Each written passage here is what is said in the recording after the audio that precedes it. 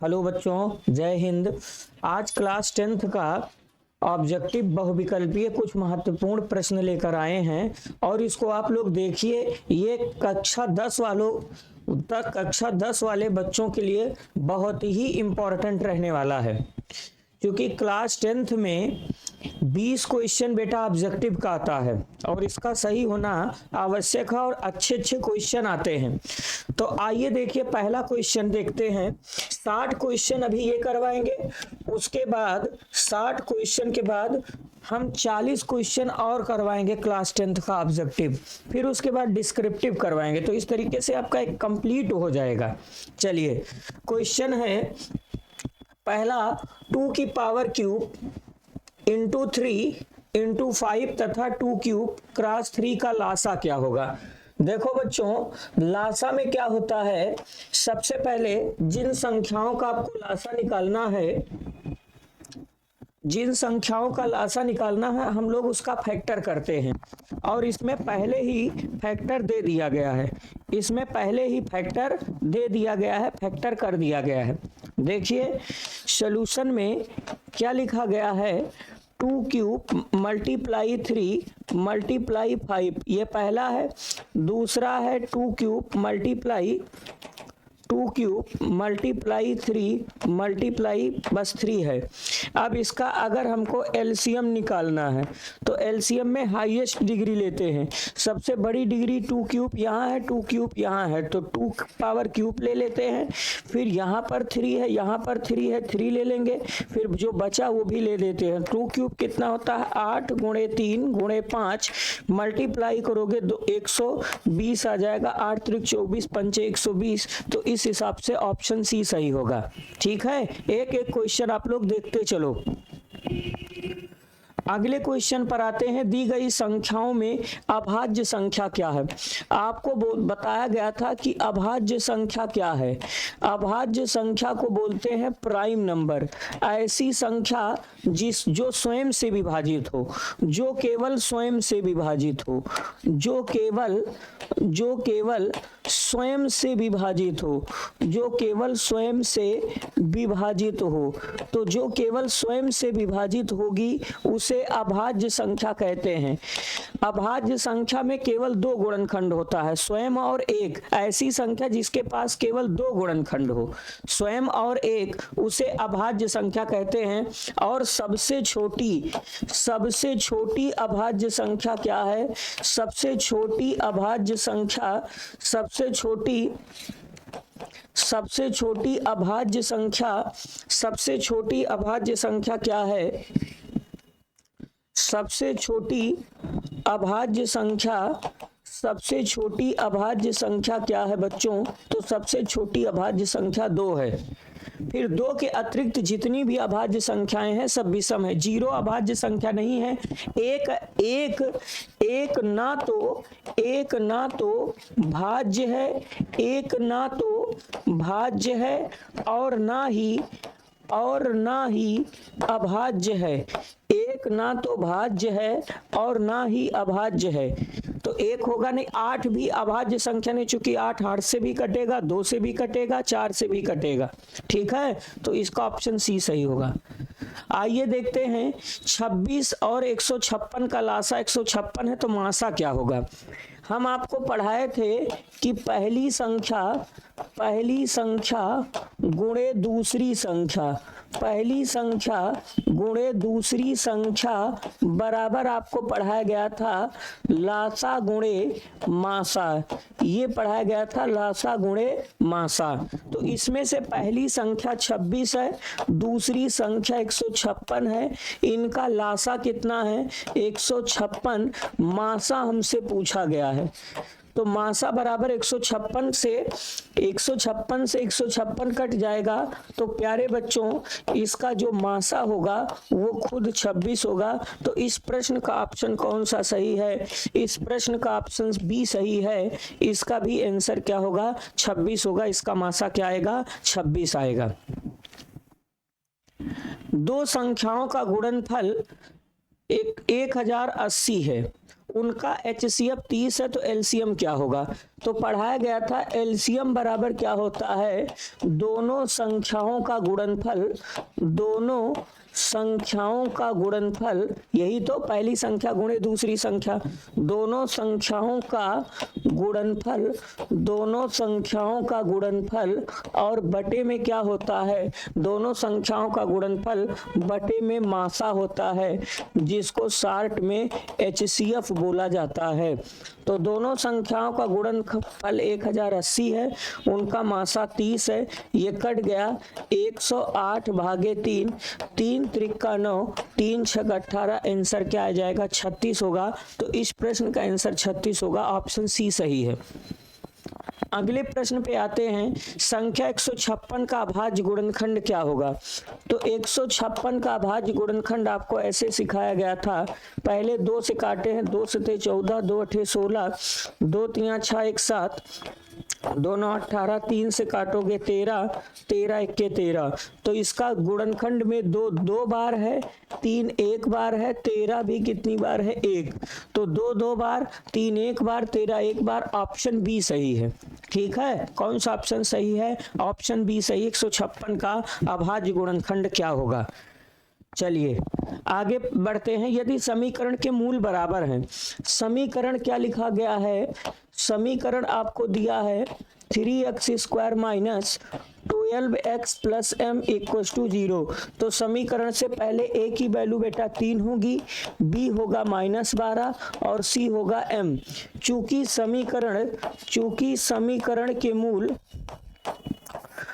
समीकरण के मूल समान है, समीकरण के मूल क्या हैं? समान है। इस पर कई क्वेश्चन पूछा जाता है। अगर समीकरण के मूल समान है तब आपको पढ़ाया गया था b² माइनस 4ac 0 के बराबर होता है, मतलब b² बराबर 4ac होता है। b की वैल्यू कितनी है? -12 का स्क्वायर और बराबर 4 गुणे a की वैल्यू कितनी है? 3 और c की वैल्यू m है। 12 वर्ग 144, 3 चौके 12m, तो m की वैल्यू हो जाएगी 144 भागे 12, कैंसिल करोगे तो 12 आ जाएगा। तो m की वैल्यू कितनी आ जाएगी? 12। ऑप्शन कौन सा सही है? ऑप्शन डी सही है, इसमें m की वैल्यू क्या आ जाएगी? 12 आ जाएगी। ठीक है, अगले प्रश्न पे आते हैं। अगला प्रश्न है, यदि बहुपद x² प्लस 18x प्लस 81 के दोनों शून्यक होंगे, द्विघात बहुपद है, यदि नहीं द्विघात बहुपद के दोनों शून्यक, तो सबसे पहले बहुपद उतार लीजिए। बहुपद है x² प्लस 18x प्लस 81 बराबर 0, मतलब बहुपद के शून्यक के लिए, बहुपद के शून्यक के लिए, बहुपद के शून्यक के लिए, बहुपद के शून्यक के लिए बहुपद को शून्य के बराबर मान लेते हैं। तो अब इसका गुणनखंड करते हैं, x² plus 9x plus 9x, जोड़ोगे 9 9 18, 9 9 81 बराबर 0। इन दोनों से बेटा x कॉमन ले लोगे तो x प्लस 9, फिर 9 कॉमन ले लो, x प्लस 9 9 81 बराबर 0। एक ब्रैकेट में आया x प्लस 9, दूसरे में भी x प्लस 9 बराबर 0, तो यहाँ x की वैल्यू -9 मिला। इसके दोनों मूल समान है किंतु ऋणात्मक है। इसमें यही पूछा गया है, इसके दोनों शून्यक क्या होंगे? इसके दोनों शून्यक ऋणात्मक है, क्योंकि पहला भी शून्यक -9 आया और दूसरा भी शून्यक क्या आया? -9 आया। ठीक है, चलिए समीकरण के दोनों मूल परिमाण में समान हो किंतु चिन्ह में विपरीत हो तो k का मान क्या होगा? अच्छा क्वेश्चन है। पहले समीकरण क्या लिखा गया है, समीकरण देख लेते हैं। देखो समीकरण क्या लिखा गया है, समीकरण है 2x², कितना है? 2x² प्लस लिखा है kx माइनस 8 बराबर 0। सबसे पहले a की वैल्यू निकालो 2, b होता है x का कोफिशिएंट k है, c कांस्टेंट टर्म है -8। ठीक है, a है x² का गुणांक, b है x का गुणांक जो k है, c है अचर पद -8 है। अब कह रहा कि दोनों मूल परिमाण में समान है किंतु चिन्ह में क्या है, विपरीत है। तो इसके दो मूल हम मान लेते हैं, माना दोनों मूल, तो दोनों मूल आप क्या मानोगे, अल्फा व माइनस अल्फा होंगे। इसके दोनों मूल क्या होंगे, अल्फा व माइनस अल्फा होंगे। सर क्यों होंगे, क्योंकि इसमें लिखा गया है दोनों मूल समान हैं। इसका मतलब अगर पहला मूल अल्फा होगा तो दूसरा मूल भी अल्फा होगा, लेकिन फिर लिखा गया है कि ये चिन्ह में विपरीत है। इसका मतलब अगर पहला पॉजिटिव होगा तो दूसरा क्या होगा, निगेटिव होगा। समझ में आया। तो इसके दोनों मूल अल्फा व माइनस अल्फा होंगे। अब हम लोग पढ़े थे मूलों का योग, मूलों का योग माइनस बी अपान ए। मूलों का योग माने दोनों मूलों को ऐड करो, एक मूल अल्फा है उसमें माइनस अल्फा ऐड करेंगे, माइनस बी की वैल्यू है के, अपान ए की वैल्यू है 2 ना। अल्फा से अल्फा कट जाएगा तो यहां से आपको कितना मिला, जब कट गया तो 0 मिला। अल्फा अल्फा खत्म होके 0 बराबर माइनस के अपान 2, क्रॉस मल्टीप्लाई करोगे तो के की वैल्यू क्या आ जाएगी, 0। तो इसमें के की वैल्यू पूछा गया, ऑप्शन बी सही होगा, 0 होगा। एक बार हम रिक्वेस्ट करेंगे फिर से आप लोग देख लीजिए। क्वेश्चन ये लिखा गया है कि समीकरण के दोनों मूल समान है किंतु चिन्ह में विपरीत हैं। तो पहले समीकरण उतार के ए बी सी प्राप्त कर लेते हैं। अब आगे लिखा गया इसके दोनों मूल क्या होंगे, एक अल्फा होगा तो दूसरा माइनस अल्फा होगा, चूंकि दोनों मूल समान हैं। अब हम लोग पढ़ते थे मूलों का योग माइनस बी अपान ए, तो माइनस बी की वैल्यू माइनस के अपान ए 2 है। मूलों का योग माने एक मूल अल्फा है उसमें माइनस अल्फा जोड़ोगे तो plus alpha minus alpha cut के यहाँ 0 बचेगा, 0 बराबर माइनस के अपान 2, क्रॉस मल्टीप्लाई करोगे तो के की वैल्यू 0 आ जाएगी। ऑप्शन बी सही होगा। चलिए, यदि समीकरण 2x² प्लस kx माइनस 8 के दोनों मूल समान, परिमाण में समान किंतु चिन्ह में विपरीत है, तो क्या ये क्वेश्चन वही रिपीट कर गया, इसका भी आंसर बी आएगा, 0 होगा। चलिए, बहुपद के शून्य क्या होंगे। बहुपद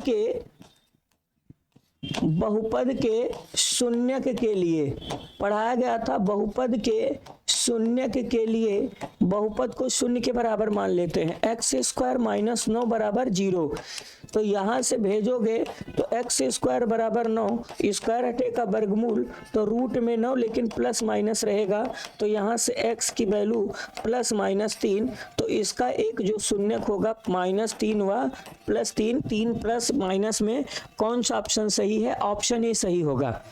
नॉर्मल क्वेश्चन था। यदि द्विघात समीकरण इतना के दोनों मूल समान है तो p का मान ज्ञात करो। तो समीकरण क्या है, px² माइनस 2√5 इंटू px है प्लस 15 बराबर 0 है। यहाँ से a की वैल्यू क्या हो जाएगी p, b की वैल्यू क्या हो जाएगी, bx का कोफिशिएंट है 2√5 इंटू p होगा, c की वैल्यू 15 होगी। आगे लिखा गया है चूंकि समीकरण के मूल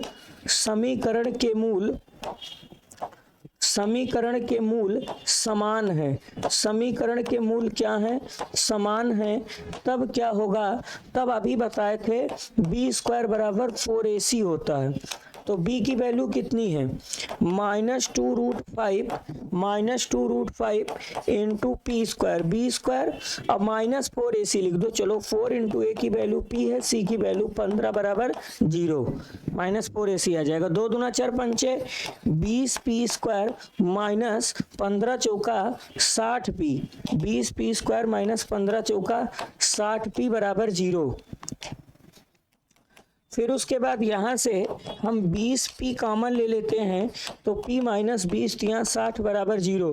एक बार इसको 0 के बराबर करोगे तो p की वैल्यू 0 आ जाएगी, और एक बार इसको 0 के बराबर करोगे तो p की वैल्यू कितनी आ जाएगी, 3। तो इसका आंसर होगा 0,3 होगा। लेकिन 0 नहीं आना चाहिए, चूंकि 0 आ जाएगा तो द्विघात समीकरण खत्म हो जाएगा। इसमें भले 0 दे दिया गया है, इसका आंसर 3 होगा, लेकिन अब 0,3 है तो 0,3 लिया जाएगा। नॉर्मल क्वेश्चन क्वेश्चन है। चलिए, द्विघात समीकरण, यह द्विघात समीकरण का एक मूल -2 हो तो p का मान ज्ञात कीजिए। समीकरण क्या लिखा गया बच्चों? समीकरण आपको लिखा दिया गया है x² plus 2x minus p बराबर 0। अब इसका एक मूल -2 है, क्योंकि मूल जो होता है समीकरण को संतुष्ट करता है। संतुष्ट मतलब एक जगह -2 रख दिया जाएगा। चूंकि समीकरण का एक मूल -2 है। जब एक मूल -2 है तब क्या करेंगे, x बराबर -2 रखने पर x जगह -2 रख देते हैं समीकरण में, तो -2 का स्क्वायर प्लस 2 गुणे -2 माइनस p बराबर 0 है। 2 दूना 4, यहाँ पर भी 2 दूना 4 होगा, प्लस में plus minus minus 4 minus p बराबर 0। 4 4 खत्म हो गया तो p की वैल्यू क्या आ जाएगी, 0। तो इस प्रश्न का आंसर ऑप्शन ए सही होगा, 0 आएगा। समझ में आया? इसका भी आंसर क्या होगा, 0 होगा। चलिए आगे, यदि एक समांतर श्रेणी का सर्वांतर -4 है, 10वां पद -8 है, तो श्रेणी का प्रथम पद ज्ञात कीजिए। देखो, सर्वांतर दिया है, सर्वांतर को d से प्रदर्शित करते हैं, -4 है। इसका 10वां पद क्या है? इसका 10वां पद बेटा दिया गया है -8। तो 10वें पद का सूत्र बताए थे, a प्लस 1 कम हो जाता है, 9d बराबर -8। a की वैल्यू नहीं पता है 9, d की वैल्यू -4 बराबर -8। तो 9 चौक 36, a -36 बराबर -8। तो a बराबर 36 -8, 36 में से 8 घटाओगे 28, तो a माने इसका प्रथम पद 28 होगा। ऑप्शन सी सही है। इसका प्रथम पद क्या होगा, 28 होगा। ऑप्शन सी सही है। चलिए, ये अच्छा क्वेश्चन है। 636 योगफल प्राप्त करने के लिए श्रेणी के कितने पद लेने चाहिए?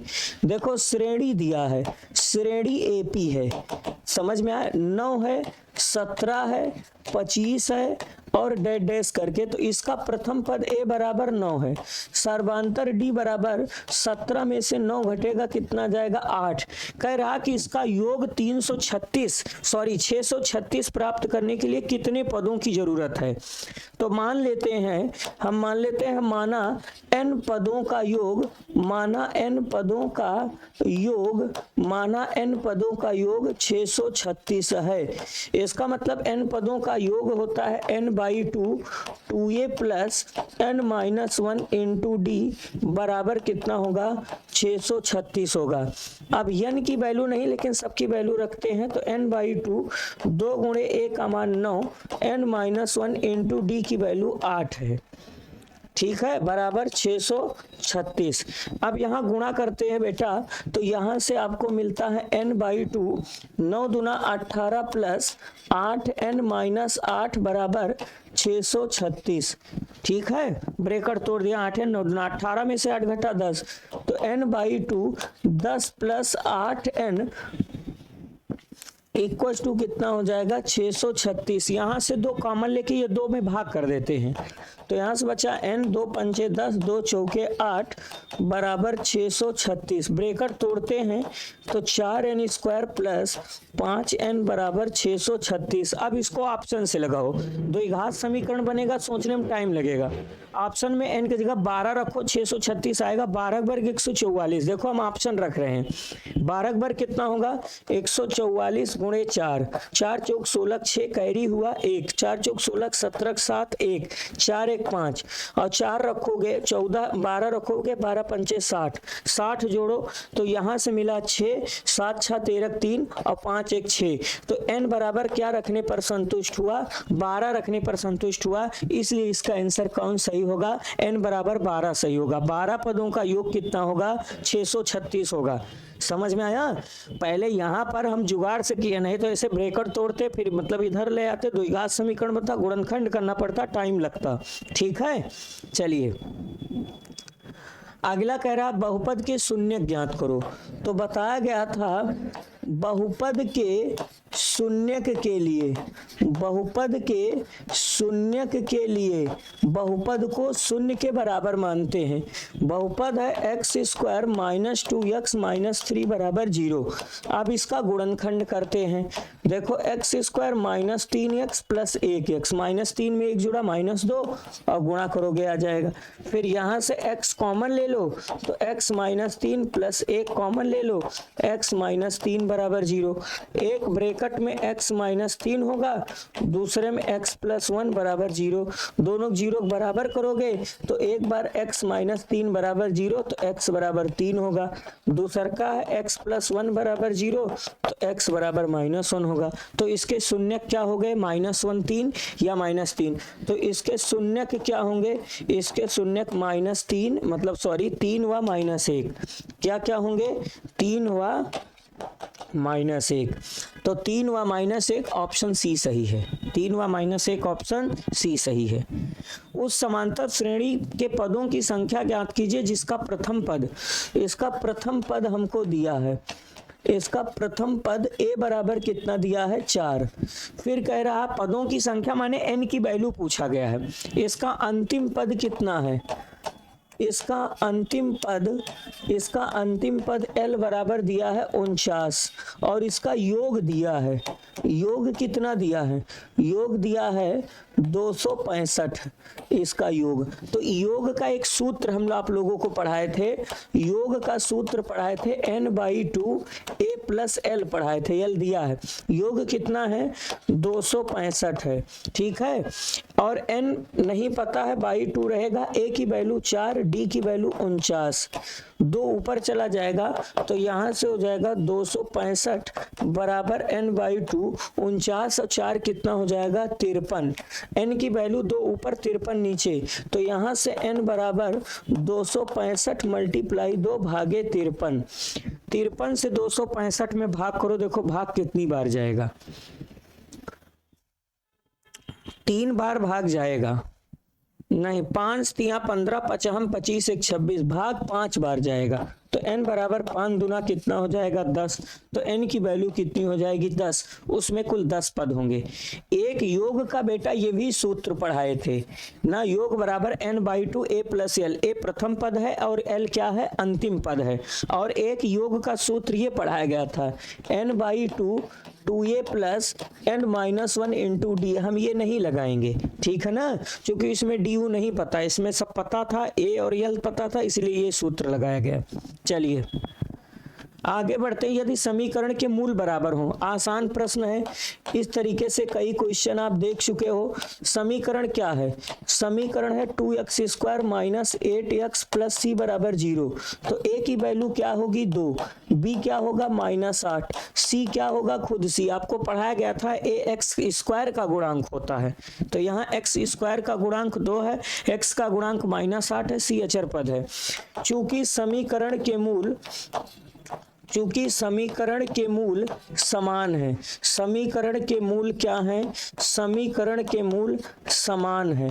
जब समीकरण के मूल समान है तब क्या होता है, b² बराबर 4ac होता है। तो b की वैल्यू -8 का स्क्वायर, 4 गुणे a की वैल्यू 2, c की वैल्यू खुद c है, तो 8 का वर्ग 64 बराबर 8c, तो c बराबर 64 भागे 8, 8 28 64, तो c की वैल्यू 8 हो जाएगी। ऑप्शन कौन सा सही है, डी 8 होगा। चलिए अगले प्रश्न पे आते हैं। समांतर श्रेणी का 11वां पद क्या होगा। देखो इसका प्रथम पद a बराबर -5 है, हम d निकालेंगे, d के लिए सूत्र होता है t2 माइनस t1, t1 -5 है, तो यहाँ से हो जाएगा 5/2 माइनस माइनस प्लस 5 होगा, 5 दूना 10, 5 15/2 हुआ इसका d। अब हमसे पूछा गया 11वां पद, तो 11वें पद का सूत्र आपको पढ़ाया गया था, a + 10d पढ़ाया गया था। तो a की वैल्यू -5 प्लस 10, d की वैल्यू है 15/2, तो यहाँ से 2 पंचे 10, 2 पंचे 10, तो -5 प्लस 15 पचे 75, 75 में 5 घटेगा, इसका t2 माइनस t1, इसका प्रथम पद -5 है और इसका सार्वधातुक t2 माइनस t1, 15/2 होगा।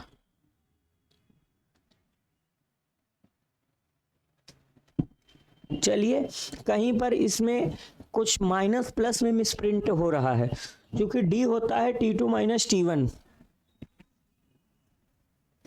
5/2 होगा, शायद यहाँ प्लस हो। अगर यहाँ प्लस होगा तब क्या होगा, तब ये प्लस रहेगा, तो यहाँ पर क्या होगा, यहाँ पर क्या होगा, -10, ठीक है, यहाँ पर -5 होगा। अब 5 दूना 10 में से 5 घटा -5/2 आएगा। चलो, डी की वैल्यू -5/2 आएगी, ठीक है, वहां पर प्लस ही होगा, तो 5, ए की वैल्यू +5 है, +10, डी की वैल्यू कितना है, -5/2, तो 2 से काटोगे 2 पंचे 10, 5 - 5 25, आंसर -20 आ गया। तो इसका 11वां पद क्या होगा, -20 होगा। तो थोड़ा सा प्लस माइनस में ये सवाल टाइम लगा। चलिए आगे बढ़ते हैं। 2 और 100 के बीच सभी विषम पूर्णांकों जो 3 से विभाज्य हैं का योग ज्ञात कीजिए। अब 2 और 100 के बीच ना विषम पूर्णांक हो और 3 से विभाज्य हैं, तो 3 से विभाज्य विषम पूर्णांक, 3 से विभाज्य विषम पूर्णांक क्या होंगे। बड़ा अच्छा क्वेश्चन है। 3 से विभाज्य विषम पूर्णांक मतलब 3 से विभाजित हो और विषम हो, तो एक तो खुद 3 है, 6 नहीं लिया जाएगा क्योंकि 6 सम हो जाएगा। 3 के बाद क्या जाएगा, 9, सॉरी 6 नहीं लिया जाएगा, 9 के बाद आ जाएगा 15, 15 के बाद 18 नहीं होगा, फिर 21 होगा और डैश अंतिम में 99 होगा। समझ में आया, अंतिम में 99 होगा। तो यहाँ ए की वैल्यू कितनी है, 3, डी होगा 9 में से 3 घटा 6, अंतिम पद एल क्या होगा, 99। सबसे पहले हम पदों की संख्या निकालेंगे, याद कर लो, लिख लो, पदों की संख्या n बराबर सूत्र आपको पढ़ाया गया था, L - A/D+1 होता है, L - A/D+1 होता है। L की वैल्यू कितनी है, 99, ए की वैल्यू कितनी है, 3, डी की वैल्यू 6 + 1 होता है। 99 में से 3 घटेगा तो 96 होगा, तो 96 भागे 6 प्लस ये 16 छक्का 96 होता है ना, 6 के 6, 6 छंग 36, ये 17 आ गया। पदों की संख्या कितनी आ गई, 17। अब हम लोग आपको योग पढ़ाए थे, योग बताए थे, n/2 a+l होता है, n/2 क्या होता है, a+l होता है योग। पदों की संख्या ज्ञात करने का ये बेटा फार्मूला होता है, L - A/D+1 होता है, ठीक है। अब n की वैल्यू पता हो गई 17/2, a की वैल्यू कितनी है 3, l की वैल्यू कितनी है 99, तो ये हो जाएगा 17/2, 99 3 में जोड़ोगे 102 हो जाएगा, तो 51 आ जाएगा। तो आपको मिला 17 × 51, 17 के 17 7 कैरी 1 हुआ, और 17 × 5 = 85 और 1 कितना हो जाएगा 86, तो 867 इसका आंसर होगा। ऑप्शन बी सही है, 867 आएगा, ठीक है। गणना एक बार आप लोग अपने स्तर पर भी चेक कर लेना। चलिए आगे बढ़ते हैं, के किस मान के लिए समांतर श्रेणी। देखो दी गई संख्याएं, दी गई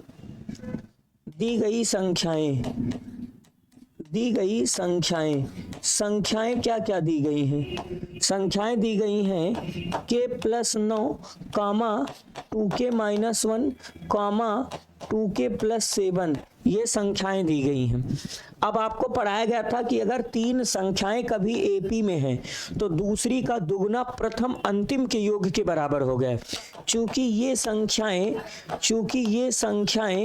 एपी में हैं, चूंकि ये संख्याएं किस में हैं, एपी में है। एपी का मतलब समांतर श्रेणी, अर्थमेटिक प्रोग्रेशन। अगर एपी में है तो बीच वाली का दुगना, बीच वाली है 2k - 1, उसका दुगना बराबर पहली संख्या k+1 मतलब k+9, अंतिम में है 2k + 7, तो 2 से गुणा करोगे 4k, 2 1 के 2, तो 2k में 1 के जोड़ोगे 3k, और 9 7 कितना हो जाएगा 16, तो इधर आके k बराबर 16 और में 2 जोड़ोगे 18 आ जाएगा, तो k की वैल्यू 18 होगी। ऑप्शन बी सही होगा, ठीक है।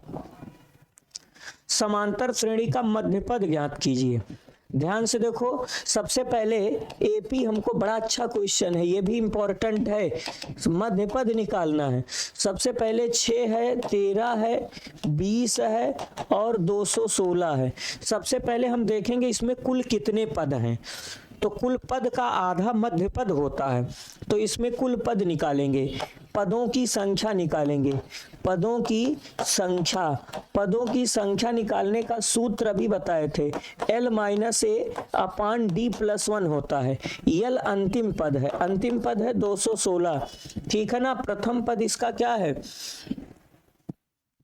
प्रथम पद क्या है इसका, 6 है। डी कितना, कितने कितने का गैप है, 7 6 13 7 20, 7 का गैप है +1।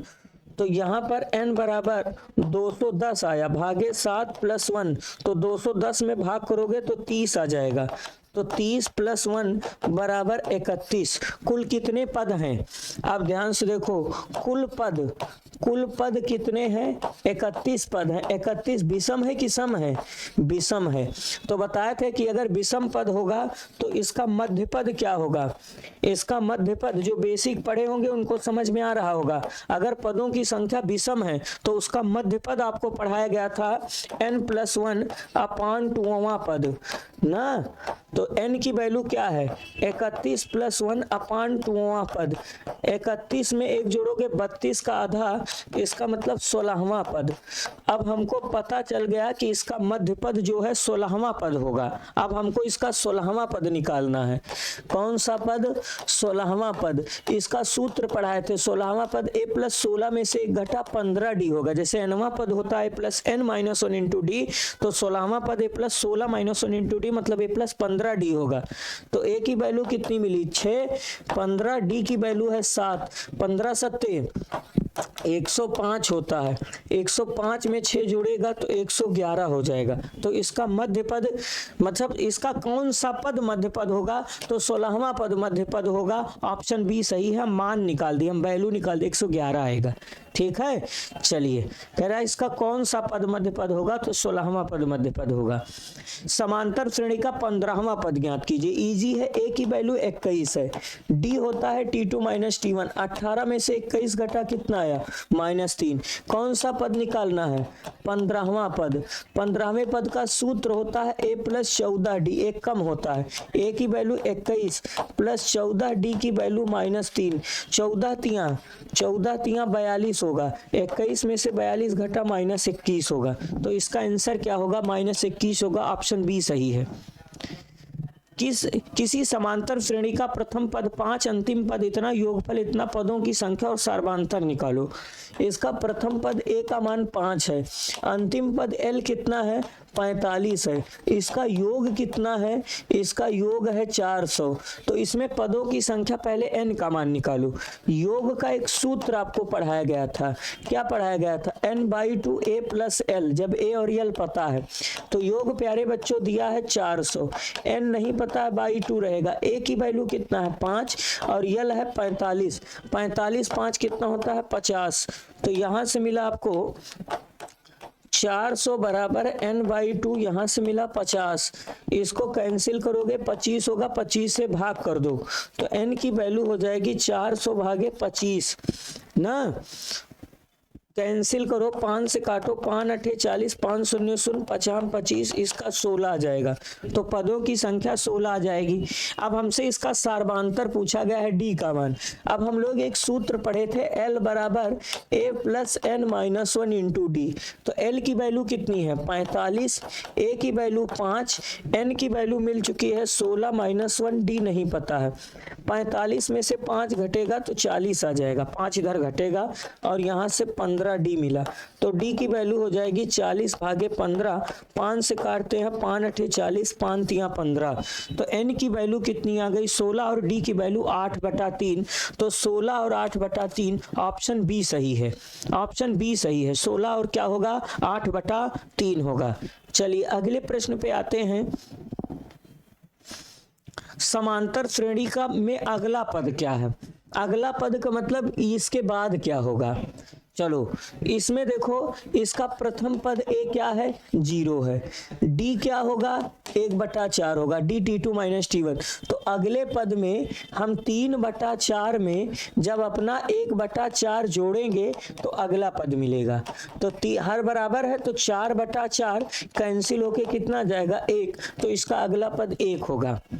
अरे अगला पद का मतलब सब में डी जोड़ेंगे, 0 में डी जोड़ेंगे 1/4 होगा, 1/4 में 1/4 जोड़ेंगे 1/2, 1/2 में 1/4 जोड़ेंगे 3/4, इसमें भी 1/4 जोड़ेंगे तो 1 आएगा। अगला पद पूछा गया क्या होगा।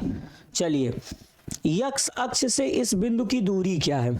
ध्यान से देखो, कार्तीय तल में एक बिंदु है, ध्यान से देखो, ये ओरिजिन है, एक्स एक्स डैश है और ये है वाई वाई डैश। पहले इस बिंदु को प्लॉट करो। तो इस बिंदु को कैसे प्लॉट करोगे, बिंदु क्या दिया है, बिंदु में हमको दिया है 2,3। तो यक्ष पे 2 चले जाओ, 1 और 2, वाई पे 3, 1 2 3। तो इस बिंदु, कोई बिंदु यहाँ कहीं होगा, ये बिंदु यहाँ कहीं होगा 2,3। तो इसका मतलब यहाँ तक की दूरी कितनी है, यहाँ तक की दूरी 2 है और ये दूरी कितनी है, 3। तो ये हमसे पूछा गया है कि ये बिंदु जो है यक्ष अक्ष से कितनी दूरी पर है। तो यहाँ देखो यक्ष अक्ष है, बिंदु यहाँ है, तो ये कितनी दूरी पर है। यक्ष अक्ष के ऊपर जब 3 इकाई जाओगे ना तो इसका आंसर क्या होगा, ऑप्शन सी सही होगा, 3 इकाई दूरी पर होगा। अरे ये बिंदु यहाँ कहीं है, यही तो बिंदु है ए। तो कह रहा कि यक्ष अक्ष से, ये आपका यक्ष अक्ष है, तो ये यक्ष अक्ष है पूरा, ये पूरा यक्ष अक्ष है। तो यक्ष अक्ष से यह बिंदु कितनी दूरी पर है, तो 3 इकाई ऊपर की दूरी पर है ना। तो इसका आंसर क्या हो जाएगा, 3 होगा, ऑप्शन सी सही होगा।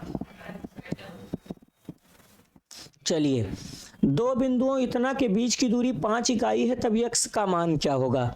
तो सबसे पहले उतारो दिए गए बिंदु, आपको बिंदु क्या दिए गए हैं, दिए गए बिंदु P है x, -1, व दूसरा बिंदु देखो P है, यहाँ Q लिखना चाहिए था, मिसप्रिंट हो गया, चलो Q लिख देते हैं।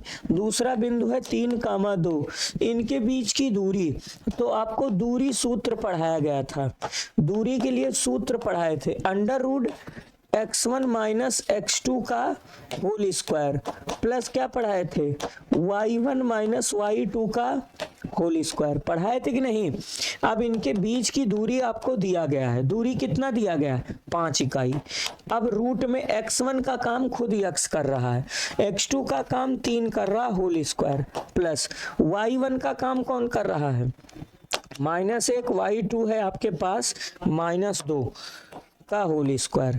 अब क्या होगा, यहाँ पर 5 रहेगा, इधर रूट में x - 3 का होल स्क्वायर, -1 -2 -3 त्रिका 9। अब रूट हटाने के लिए वर्ग करेंगे, तो 5 का वर्ग 25, यहाँ पर x - 3 का होल स्क्वायर प्लस 9 आया, 9 इधर आके घटाओगे तो 25 में से 9 घटा 16 मिला, x - 3 का होल स्क्वायर, स्क्वायर हटाओगे तो 16 का वर्गमूल कितना हो जाएगा, +-4। अब हमारे पास 2 चिन्ह हैं, एक बार प्लस लेते हैं और एक बार माइनस लेते हैं।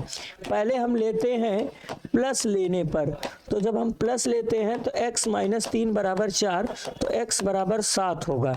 माइनस लेने पर, तो जब माइनस लेते हैं तो x - 3 - 4, तो x = -1 होगा। तो इसका आंसर 7 और -1 होगा। तो -1 ऑप्शन में नहीं दिया है, 7 दिया है, तो इस हिसाब से इसका आंसर 7 होगा। समझ में आया, नॉर्मल क्वेश्चन था। उस बिंदु के निर्देशांक ज्ञात कीजिए जो बिंदुओं इतना इतना को मिलाने वाले रेखाखंड को इस अनुपात में विभाजित करती है। तो सबसे पहले बिंदु क्या दिए हैं, तो बिंदु आपको दिया गया है -1, 7 व दूसरा बिंदु है 4, -3। ये आपके पास x1 है, ये y1 है, ये x2 है, ये क्या है, y2 है। अनुपात कितना है, इसका अनुपात दिया है, अनुपात है 2:3। ये m1 का काम कर रहा है, ये m2 का काम कर रहा है। तो आपको एक विभाजन सूत्र पढ़ाया गया था, कौन सा सूत्र, विभाजन सूत्र। सूत्र, विभाजन सूत्र आपको बच्चों पढ़ाया गया था। विभाजन सूत्र पढ़ाया गया था, m1 के साथ x2 आता है, m2 के साथ x1 आता है, और दो विभाजन होता है, एक अंतः विभाजन और एक बाह्य विभाजन। इसमें कौन सा विभाजन लगाना है नहीं लिखा गया, तो हम अंतः ही समझेंगे। समझ में आया? फिर क्या होता है आगे, m1 के साथ y2 प्लस m2 के साथ y1 अपान क्या होता है, m1 प्लस m2 होता है। अब आप वैल्यू रख दो, m1 की वैल्यू क्या है, m1 की वैल्यू रख देते हैं 2 है, और x2 की वैल्यू क्या है 4, प्लस m2 की वैल्यू 3 है, और x1 की वैल्यू क्या है -1 बटे m1 plus m2, 2 plus 3। m1 की वैल्यू 2 है, y2 की वैल्यू -3 है, प्लस m2 की वैल्यू 3 है, और फिर y1 की वैल्यू क्या है, y1 की वैल्यू 7 है बटे m1 प्लस m2 माने 2 प्लस कितना 3। अब आगे रुक जाओ, 4 दूना 8, 3 एक्के 3 भागे 5 ना हो, 3 दूना -6 प्लस 21 बटे 5 होगा। 8 में से 3 घटेगा तो 5 बटा 5, और यहाँ से बचा 15 बटे 5, 5 से 5, 5 एक्के 5, 5 यहाँ 15, तो 1,3 प्रश्न का आंसर होगा। ऑप्शन ए सही है, इसका आंसर 1,3 होगा। समझ में आया? तो ये विभाजन सूत्र आप लोगों को याद रखना है बच्चों, यही से काम बनेगा। चलिए आगे बढ़ते हैं। एक बिंदु ए के निर्देशांक ज्ञात कीजिए जहां ए बी वृत्त का व्यास है जिसका केंद्र इतना है, बी का निर्देशांक कितना है। देखो आप लोग देखो, वृत्त की ये सर्कल है, ध्यान से देखो ये वृत्त है। अब आगे क्या है, ये वृत्त का व्यास है, यहां कहीं वृत्त का केंद्र होगा, केंद्र दिया गया है। केंद्र कितना दिया गया है, केंद्र दिया है 2,-3। इसको हम ए मान लेते हैं और इसको हम क्या मान लेते हैं बी। बी का निर्देशांक 1,4 दिया, ए का निर्देशांक हम मान लेते हैं x, क्या है y। हमसे ए का निर्देश, अब आप लोग बताओ ए बी जो है, ए बी व्यास है और ओ केंद्र है, तो केंद्र जो होगा व्यास का मध्य बिंदु होता है। केंद्र क्या होता है, केंद्र व्यास का मध्य बिंदु होता है, मध्य बिंदु होता है। समझ में आया? और केंद्र का निर्देशांक जो होता है केंद्र मध्य बिंदु होता है। तो मध्य बिंदु पढ़ाए थे x1 प्लस x2 बटा 2 y1 प्लस y2 बटा 2, ये फार्मूला पढ़ाया गया था। इसका केंद्र कितना दिया है 2, -3, और मध्य बिंदु क्या होगा, x1 का काम x कर रहा है तो x प्लस 1 बटा 2 y प्लस 4 बटा 2। अब दोनों को, दो बिंदुओं को बराबर करो, पहले बराबर करो। पहला क्या है यहाँ, x प्लस 1 बराबर 2 है, सॉरी x प्लस 1 बटे 2 इक्वल्स टू 2। क्रॉस मल्टीप्लाई करो तो x प्लस 1 बराबर 4, तो x बराबर 3 मिल जाएगा। दूसरे बराबर करते हैं, दूसरा क्या है y प्लस 4 बटे 2 बराबर, दूसरा है यहाँ -3, तो y प्लस 4 बराबर -6, तो y बराबर क्या होगा -10 होगा। तो आंसर 3, -10 होगा। ऑप्शन सी सही है। अब ए का निर्देशांक x, y है, तो x की वैल्यू 3, y की वैल्यू -10, तो आंसर 3, -10 होगा। तो एक बार इसको आप लोग रिवाइज कर लेना ध्यान से देख कर। अगले प्रश्न पे हम आते हैं। अगला प्रश्न क्या है, x अक्ष पर एक बिंदु जो बिंदु इतना से समदूरस्थ है। तो सबसे पहले x अक्ष पर एक बिंदु ज्ञात करना। बताया गया था किसी बिंदु का निर्देशांक a, b के जैसा होता है, लेकिन अगर कोई बिंदु x अक्ष पर है तो उसका y वाला भाग 0 हो जाएगा। तो पहले बिंदु क्या दिए गए हैं, बिंदु A दिया है 2, -5, व B आपको दिया है -2, 9 है। तो हम मान लेते हैं, माना x अक्ष पर स्थित बिंदु माना x अक्ष पर स्थित बिंदु P a, 0 है। अब प्रश्नानुसार लिखा गया है प्रश्नानुसार है कि x अक्ष पर जो बिंदु P है वो A और B से समान दूरी पर है, PA PB के बराबर है। अब PA का मतलब P और A के बीच की दूरी, तो A माइनस 2 का होल स्क्वायर, अरे इसका पहला A माइनस 2 का होल स्क्वायर 0 माइनस 5, तो ये प्लस 5 का होल स्क्वायर बराबर PB होगा। तो इसका पहला A प्लस 2 का होल स्क्वायर प्लस 0 माइनस 9 का होल स्क्वायर, दोनों तरफ रूट हट जाएगा, होल स्क्वायर खोलोगे तो ए स्क्वायर 2 दूना 4 माइनस 4a होगा 5 का वर्ग 25 बराबर यहाँ पर ए स्क्वायर प्लस 4a होगा और यहाँ पर 9 9 81, ए स्क्वायर 4 से ए स्क्वायर 4 खत्म हुआ, 4 इधर आपके पास माइनस 4a है और यहाँ 4a प्लस उधर भेजोगे तो माइनस 4a 81 माइनस 25, तो यहाँ पर माइनस 8 है, 81 में से 25 घटाओगे 56 आ जाएगा ना, 56 आ गया। अब माइनस 8 से 56 में भाग करोगे तो a की वैल्यू माइनस 7 आ गई, तो a की वैल्यू जब माइनस 7 आ गई तो अतः जो बिंदु P आपको मिला a कामा 0, उसका आंसर माइनस 7 कामा क्या होगा 0, ऑप्शन ए सही है, माइनस 7 कामा क्या होगा 0 होगा। ठीक है, आगे बढ़ते हैं। बिंदु ए इतना है, ये क्या है? सबसे पहले बिंदु क्या दिए हैं? बिंदु दिया गया है, बिंदु ए का निर्देशांक दिया है 6,9, बिंदु बी का निर्देशांक दिया है 0,1, वह बिंदु सी का निर्देशांक है -6, -7 है। तो ये कह रहा कि ये बिंदु किस चीज की रचना करते हैं? संरेख बिंदु है, समबाहु त्रिभुज, विषमबाहु, तो इनमें से कोई नहीं। तो दूरी सूत्र से 3 टी दूरी निकालो ए बी। ए का पहला 6 में से 0 घटा 6 का वर्ग 36, 9 में से 1 घटा 8 का वर्ग 64, 36 64 जोड़ोगे 100 का वर्गमूल 10 आ जाएगा। ए बी के बाद बी सी निकालो, समझ में आ रहा ना? 0 में से 6 घटा तो 6 का वर्ग 36 और 1 में से -7 होगा तो वो -7 प्लस बन जाएगा, 8 का वर्ग 64, यहाँ भी 10 आ जाएगा। फिर ए सी निकालते हैं। ए का पहला 6 प्लस 6 का होल स्क्वायर हो जाएगा, देखो 6 प्लस 6 का होल स्क्वायर और इधर 9 और प्लस 7 हो जाएगा, 9 प्लस 7 का होल स्क्वायर, तो 6 6 12, 12 का वर्ग 144 और 9 7 16, 16 का वर्ग 256, तो इसको जोड़ोगे 400 का वर्गमूल 20 आ जाएगा। आप ध्यान से देखो, आपको पढ़ाया गया था कि अगर दो दूरियों का योग तीसरी दूरी के बराबर आ जाएगा तो तीनों बिंदु संरेख हो जाएंगे। तो यहाँ हमको क्या मिल रहा है?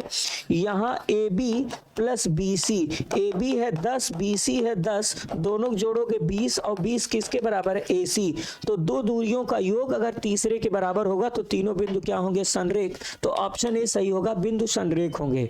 चलिए, y अक्ष पर एक बिंदु जो बिंदुओं इतना से समदूरस्थ है।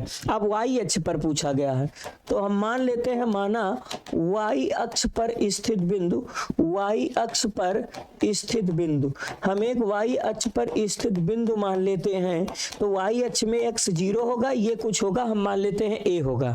समझ में आया? अब प्रश्नानुसार PA और PB आपस में बराबर हैं, तो PA का मतलब P और A के बीच की दूरी, तो इसका पहला क्या है? 0, इसका पहला 6, तो 0 माइनस 6 का होल स्क्वायर, फिर a माइनस 5 का होल स्क्वायर, और PB कितना है? 0 माइनस माइनस प्लस 4 का होल स्क्वायर और a माइनस 3 का होल स्क्वायर होगा। दोनों तरफ रूट हट जाएगा, 6 का वर्ग 36, a स्क्वायर 5 का वर्ग 25 माइनस 10a होगा, इसका खोला गया है। 4 चौके 16, a स्क्वायर 3 त्रिका 9 और 3 गुना माइनस 6, a स्क्वायर 16 9 25 से a स्क्वायर 25 खत्म हुआ। अब यहाँ पर मिल जाएगा 36, ये ऊपर हो जाएगा 10a माइनस 6a, 10 में से 6 घटेगा तो यहाँ से 4a बराबर 36, तो a का मान 9 चौक 36 होगा। अब a का मान जब मिल गया तो आपके पास जो बिंदु था वो 0,a था, तो 0a की वैल्यू 9, तो आंसर हो जाएगा 0,9, ऑप्शन ए सही होगा। समझ में आया बच्चों? इस प्रश्न का आंसर ए होगा, ऑप्शन ए। समांतर श्रेणी का कौन सा पद -81 है। तो a बराबर है 21, d बराबर 18 में से जब 21 घटाओगे तो -3 होगा। कौन सा पद 81 होगा? हम मान लेते हैं nवां पद -81 है। इसका कौन सा पद -81 मान लेते हैं हम? nवां पद -81 है। तो nवें पद का सूत्र होता है a + n-1 इंटू डी -81 है। a की वैल्यू कितना है? 21 प्लस n-1 इंटू डी की वैल्यू -3 बराबर -81। ब्रैकेट तोड़ते हैं, 21 - 3 n -3 बराबर -81। 21 3 कितना हो जाएगा? 24। इधर प्लस 81 हो गया बराबर 3n उधर हुआ। 4 1 5 और 8 2 10 105 हो गया। तो 3n बराबर 105 हो गया। समझ में आया? तो n बराबर 3 त्रिका 9 3 5 15, तो n का मान 35 होगा। तो इसका 35वां पद क्या होगा? -81 होगा। ऑप्शन ए सही है। बिंदुओं इतना के बीच की दूरी ज्ञात करो। तो दूरी सूत्र आपको पढ़ाया गया था। इसका पहला 5 और माइनस होता है, खुद ये माइनस है, 12 का होल स्क्वायर। इसका दूसरा क्या है? 0 - 0 का होल स्क्वायर। तो 12 5 कितना हो जाता है? 17 का वर्ग 289 प्लस 0, तो 289 का वर्गमूल खुद 17 होगा। समझ में आया? तो ऑप्शन डी सही होगा, 17 आएगा। यदि बिंदु इतना इतना क्रम से एक समांतर चतुर्भुज के शीर्ष हैं तो x और y के मान ज्ञात कीजिए। अब देखो समांतर चतुर्भुज की खासियत क्या होती है। ये समांतर चतुर्भुज है, सपोज दैट। आप ध्यान से देखो, समांतर चतुर्भुज के विकर्ण ये होते हैं। एक विकर्ण ये है और ये दूसरा विकर्ण है। ध्यान से देखो, ये A है, B है, C है और D है। बहुत ट्रिक से बताएंगे। और यहाँ पर बिंदु A दिया है, 1,4 है, 1,2 है, 1,2 है। और इसका क्या है बेटा? 4,y है। इसका कितना है?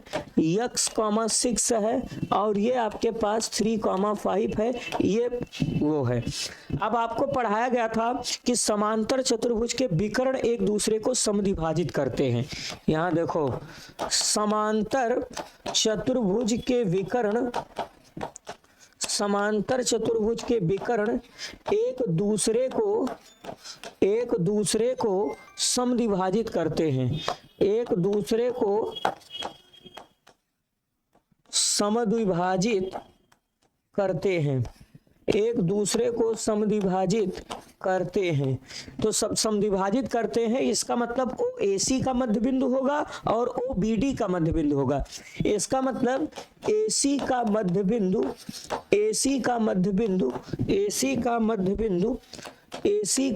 बिंदु बराबर होगा BD का मध्य बिंदु। AC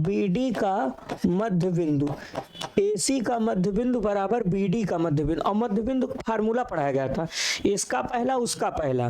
तो 1 + x/2, इसका दूसरा 2 + 6/2 बराबर, ये भी क्या होगा? इसका पहला क्या हुआ?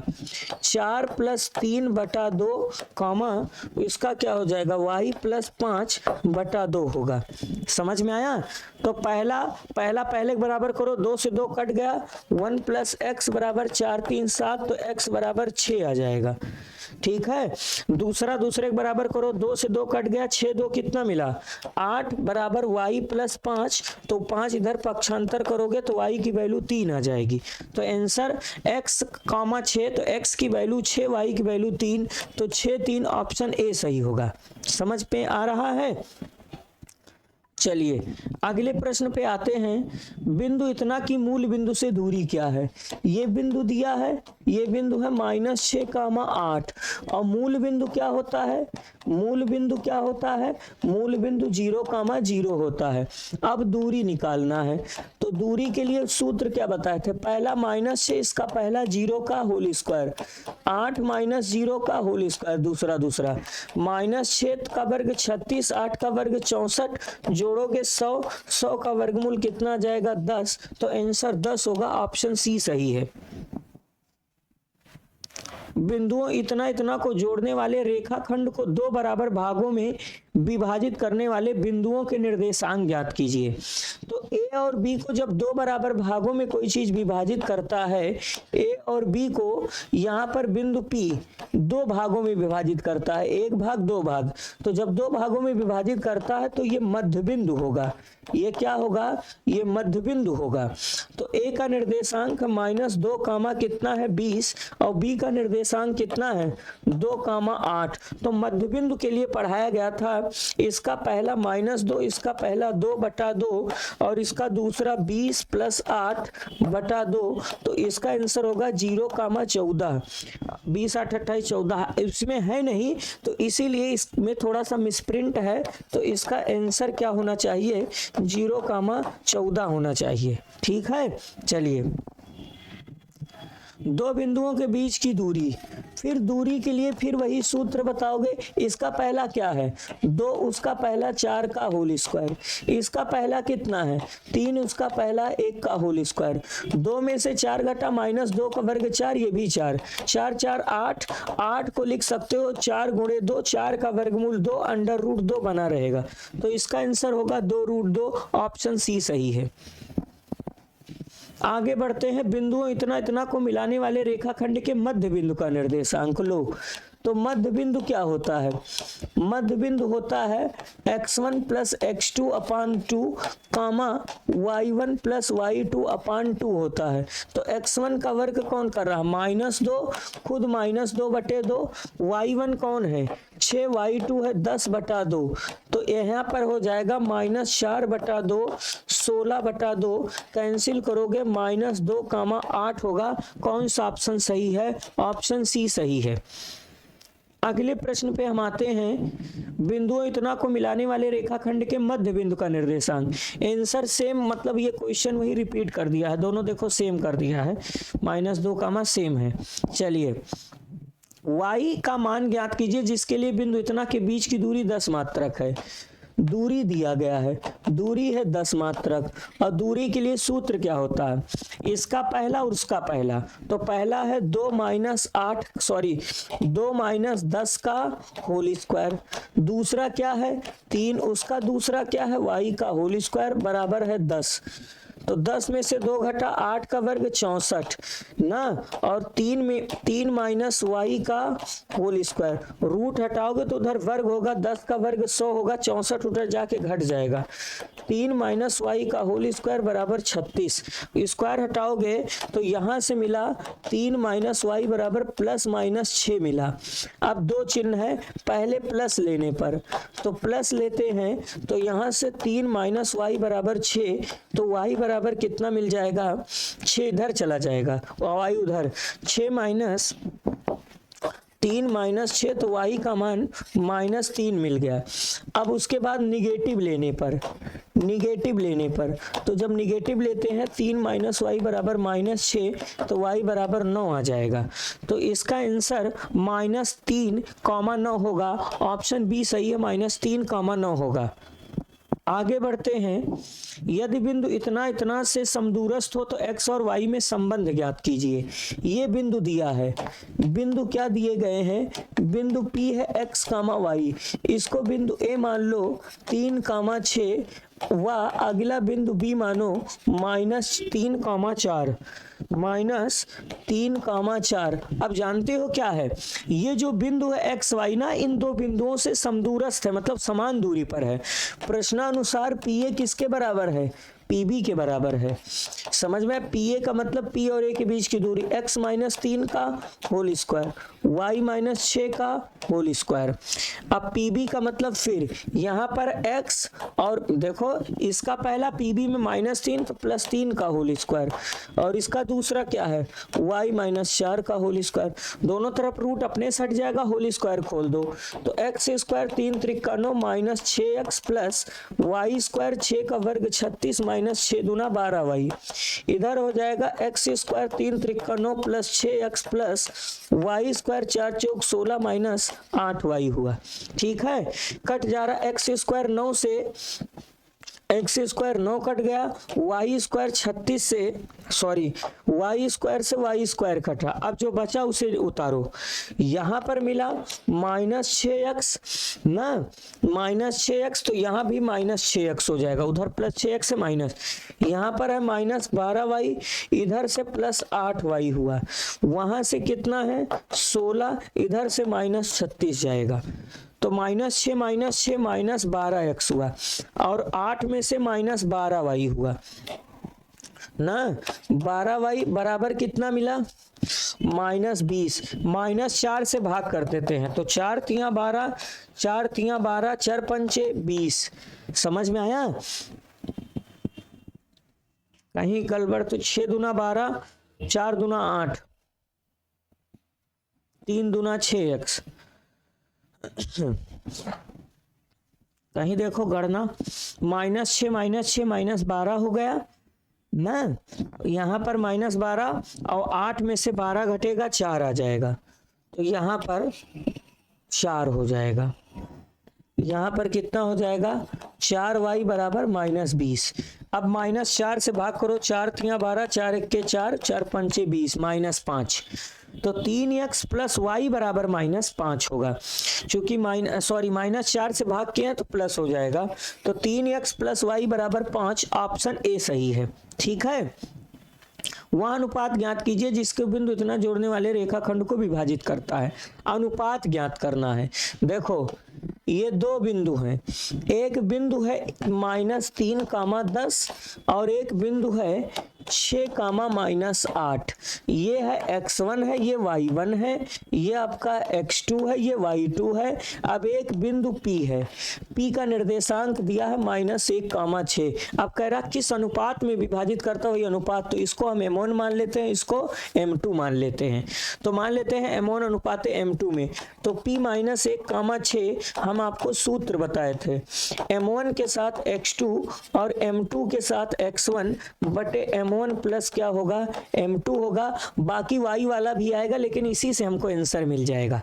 समझ में आया? दो भाग है, पहला पहले, अब पहला पहले बराबर करो, m1 है, x2 की वैल्यू क्या है 6 है, x2 की वैल्यू 6 है, m2 है, और x1 की वैल्यू क्या है -3 और बटे m1 प्लस m2 होगा, और इसका पहला भाग है -1। क्रॉस मल्टीप्लाई करोगे तो यहाँ से आपको मिल जाएगा 6m1 -3m2 बराबर, क्रॉस मल्टीप्लाई करोगे m1 -m2 मिल जाएगा -1 से, m1 एक तरफ करो तो ये 6m1 प्लस 1m1 मिला बराबर, यहाँ से 3m2 -m2 मिला, तो यहाँ से 6 7 m1 बराबर 2m2 मिला। अब खींच देते हैं तो m1 बटे m2 बराबर, यहाँ 2 है, 7 नीचे चला जाएगा, 2/7, तो m1 अनुपाते m2 आपको मिला 2 अनुपाते कितना 7, तो इसका आंसर आ जाएगा 2 अनुपाते 7। कौन सा ऑप्शन सही है? ऑप्शन ए सही है। ठीक है, मूल बिंदु से दूरी क्या होती है? तो बिंदु आपको दिया गया है -10, 4 और मूल बिंदु 0 0 होता है। अब दूरी के लिए सूत्र क्या पढ़ाए थे? इसका पहला -10, उसका पहला 0 का होल स्क्वायर, इसका दूसरा 4 -0 का होल स्क्वायर, 10 दहम्मा 100, 4 चौक 16, 116 आ जाएगा, 4 चौक 16 होता है ना, 4 चौक 16, इसको जोड़ोगे 116 आएगा, और 116 को लिख सकते हैं 2 रूट कितना 29। समझ में आया? क्योंकि 4 9 36, 4 दूना 8, 3 11, ऑप्शन बी सही है। ये भी दूरी निकालना है, तो दूरी के लिए सूत्र क्या होता है? इसका पहला x है, उसका पहला -x है, तो x माइनस प्लस x का होल स्क्वायर, दूसरा है y प्लस y हो जाएगा। अरे सूत्र में माइनस होता है, खुद यहाँ माइनस है तो प्लस हो जाएगा, तो यहाँ से आपको मिलेगा 2x का होल स्क्वायर, y 2y का होल स्क्वायर, 2 दूना अंदर मिला 4x स्क्वायर, और यहाँ से 4y स्क्वायर, 4 कॉमन लेंगे तो 2 बाहर आएगा, 2 रूट में क्या मिला x square plus y square, तो इसका आंसर ऑप्शन सी सही होगा, 2 रूट में x square plus y square. 3 बिंदुओं में चौथा शीर्ष पूछा गया है। अब देखो यही समांतर चतुर्भुज का फिर एक क्वेश्चन आ गया ना। इसका चौथा शीर्ष पूछा गया है। देखो यहां पर पॉइंट ए है, बी है, सी है और डी है। ए का निर्देशांक दिया है -2, 3। बी का निर्देशांक दिया है 6, 7। ठीक है। सी का निर्देशांक है 8, 3 और जो डी का निर्देशांक है उसे एक्स वाई मान लेते हैं, ये ओ है। अभी बताए थे जो एसी का मध्य बिंदु बताया गया था, एसी का मध्य बिंदु बराबर पढ़ाया गया था बीडी का मध्य बिंदु, बीडी का मध्य बिंदु बताया गया था।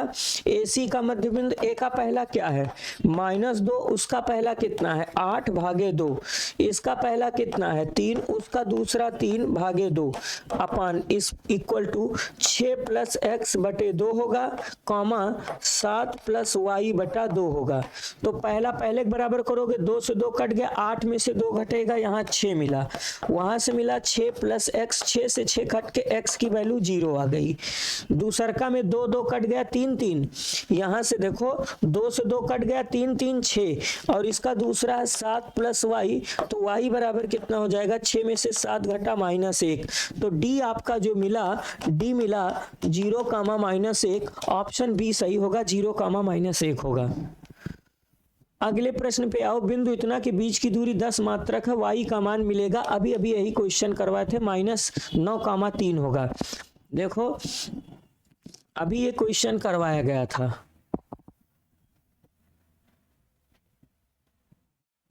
ठीक है ना।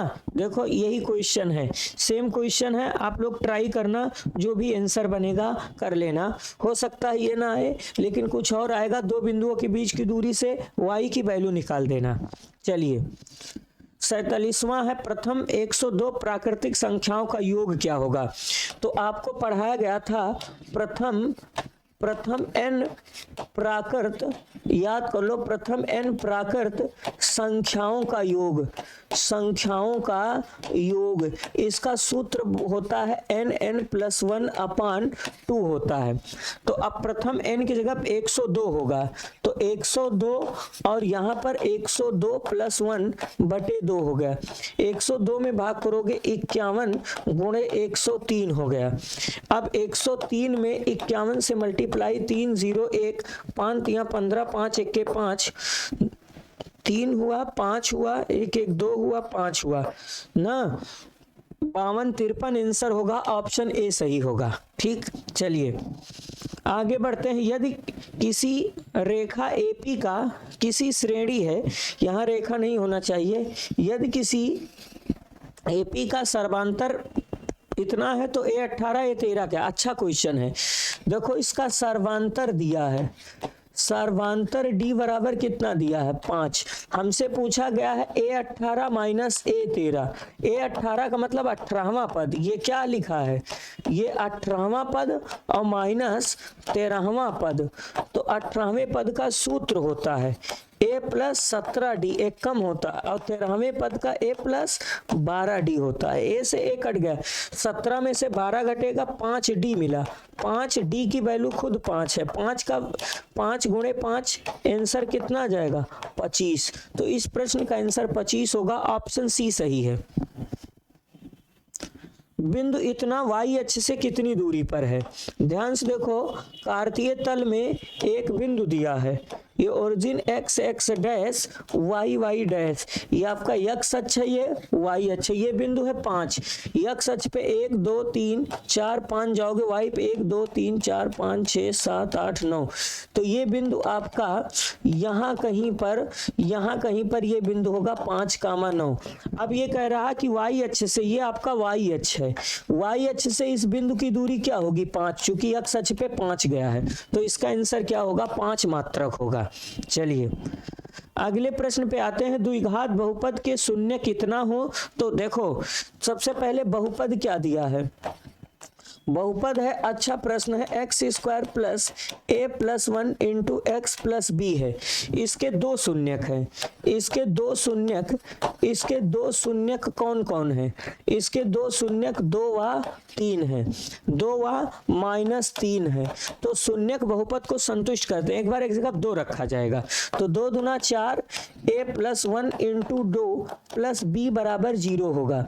तो ये हो जाएगा 4 2a प्लस 2 प्लस बी बराबर 0। तो a plus 2a plus B 4 2 -6, एक समीकरण 1 हो गया। तथा एक बार इसे -3 संतुष्ट करेगा तो -3 का वर्ग 9, यहाँ से a प्लस 1 एक जगह -3 प्लस b बराबर 0 हो गया। तो a प्लस 9 और यहाँ पर कितना हो जाएगा? -3a -3 प्लस b बराबर 0। तो यहाँ से 9 में से 3 घटा 6 -3a प्लस बी बराबर 0। पक्षांतरण करोगे तो 3a माइनस बी बराबर 6, इसे समीकरण 2 मानते हैं। अब समीकरण 1 और 2 को जोड़ देते हैं। समीकरण 1 और 2 को जोड़ोगे, b प्लस है b माइनस है, खत्म हुआ। 3 2 कितना हो जाएगा? 5a हो गया। और -6 प्लस 6 0, a की वैल्यू 0 आ गई। अब a की वैल्यू जब 0 यहाँ पुट करोगे, पुट इन फर्स्ट, जब फर्स्ट में पुट करोगे तो b की वैल्यू -6 हो जाएगा। तो a 0 b -6, ऑप्शन डी सही होगा। आगे आ जाओ। एक शून्योत्तर परमेय और एक अपरमेय संख्या का भागफल। ऊपर अगर परमेय है और नीचे अगर अपरमेय है तो परमेय और अपरमेय एक जैसे, परमेय संख्या 2 ले लो, अपरमेय संख्या √3 ले लो। तो एक परमेय और अपरमेय संख्या का भागफल सदैव क्या होता है? सदैव अपरमेय होता है। क्या होता है? अपरमेय होता है। तो ऑप्शन बी सही है, एक अपरमेय संख्या होगा।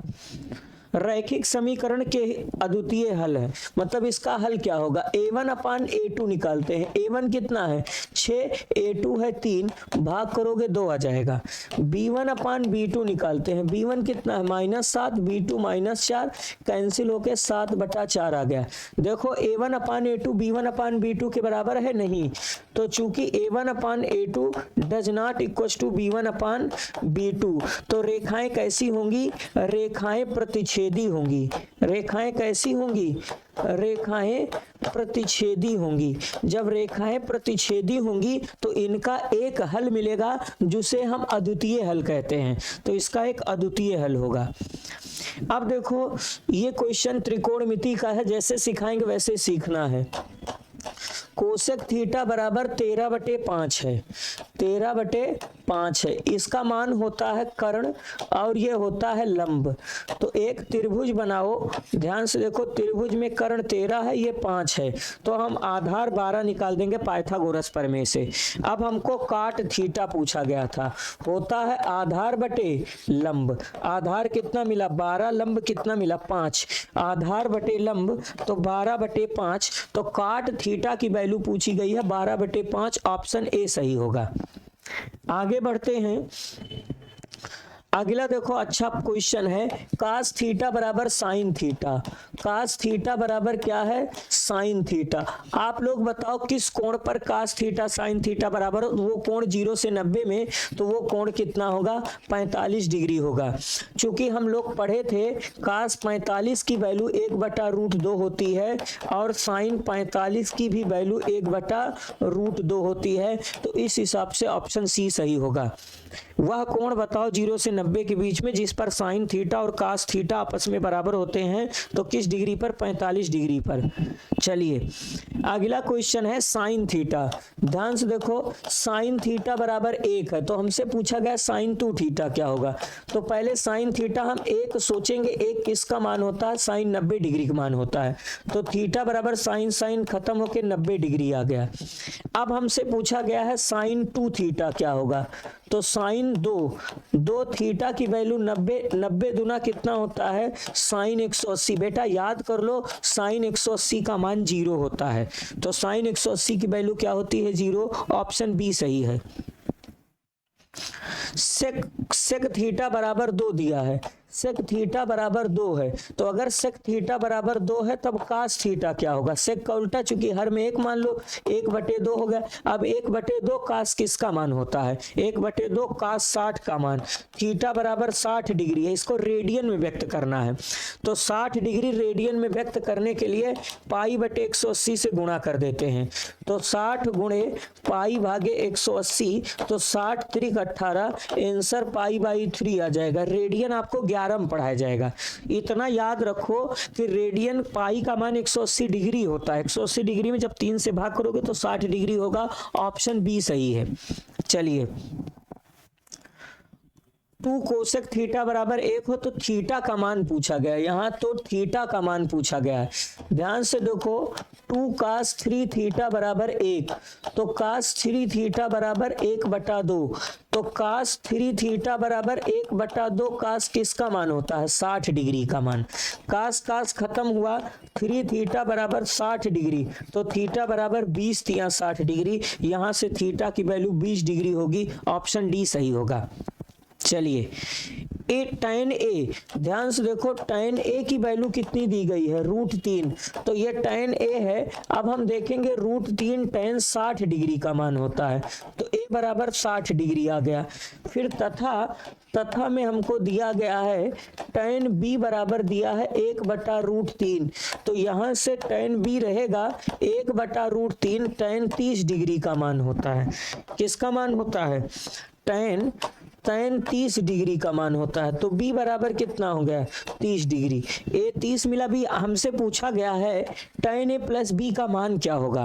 हमसे पूछा गया है tan a प्लस b क्या होगा, तो यहाँ से लिखेंगे tan a का मान 60 और b का मान 30, तो 60 30 कितना हो जाएगा? tan 90, और tan 90 का मान इन्फिनिटिव होता है। ऑप्शन डी सही होगा। tan 90 की वैल्यू क्या होती है? इनफाइनाइट। 59 नंबर देखो, क्वेश्चन लिखा गया है cos a बराबर 4/5, इसका मान होता है आधार बटा कर्ण, तो समकोण त्रिभुज बना दो। देखो, आधार 4 है, 5 कर्ण है, पाइथागोरस से 3 लंब मिलेगा। तो हमसे पूछा गया है cot a क्या होता है, तो हम लोग पढ़े थे आधार बटा लंब, तो आधार 4 है, लंब 3 है, तो आंसर 4/3 होगा। ऑप्शन बी सही है। समझ में आया? 4/3 होगा, ऑप्शन बी सही है। चलिए, क्वेश्चन क्या लिखा गया है? cos square theta into sec square theta, तो cos स्क्वायर थीटा रहने देते हैं, सेक cos का उल्टा होता है, तो इसे 1/, cos स्क्वायर थीटा से cos स्क्वायर थीटा कैंसिल होके 1 आ जाएगा। ऑप्शन डी सही है। cos और सेक एक दूसरे के व्युत्क्रम होते हैं, तो अगर दो संख्या एक दूसरे के व्युत्क्रम है तो उनका गुणनफल क्या होगा? उनका गुणनफल 1 होता है। तो इस हिसाब से प्यारे बच्चों, आज आपको कक्षा 10 का जो ये गणित विषय था, इसके हम 60 बहुत ही महत्वपूर्ण बहुविकल्पीय प्रश्न किए हैं। ठीक है, अभी हम 40 क्वेश्चन बहुविकल्पीय का और करेंगे, फिर उसके बाद डिस्क्रिप्टिव क्वेश्चन भी हम आपको इंपॉर्टेंट बताएंगे। आप लोग बने रहिए, इसको देखते रहिए। आज के लिए इतना ही। थैंक यू, धन्यवाद।